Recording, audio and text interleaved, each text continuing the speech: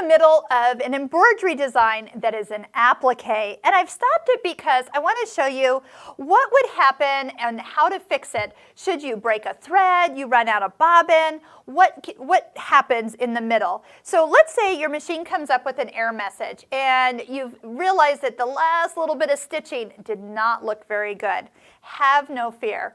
Right now I've just started stitching the satin stitch, so if I needed to, I could come back to the very beginning of the color block and just touch it. It'll take me back to stitch number 1. You would be surprised at how little you'll be able to see where you've stitched over an area and where that area you hadn't stitched is. You won't see that difference unless you know what to look for. So you could always stitch over something that didn't look just right.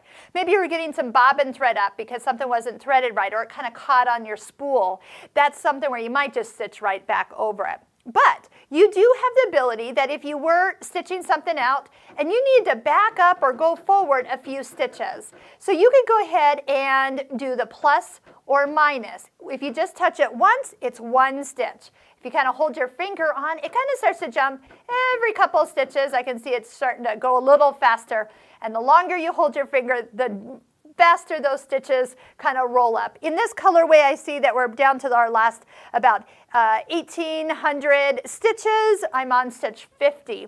Now, before I started talking, I actually glanced at what this number was, and it was like 311. So if I wanted to go to stitch number 300 or even 311, I can touch the needle in the middle of the plus and minus and type in 311, and it will take me back to the last stitch that I was at. Now maybe I've cut my thread, I've fixed something. You don't want to start right on that last stitch. You want to back up, and usually I'll recommend that you back up at least 1/8 of an inch, maybe even a full 1/4 of an inch, back into the area that has already stitched. Good.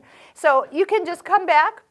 Again, you can hand turn that needle down a little bit closer to the fabric should you want to see how much further you've done. And then when you see that you're going to start overlapping, you know that you're going to have a good takeoff and nobody will see where you kind of got interrupted halfway through your design.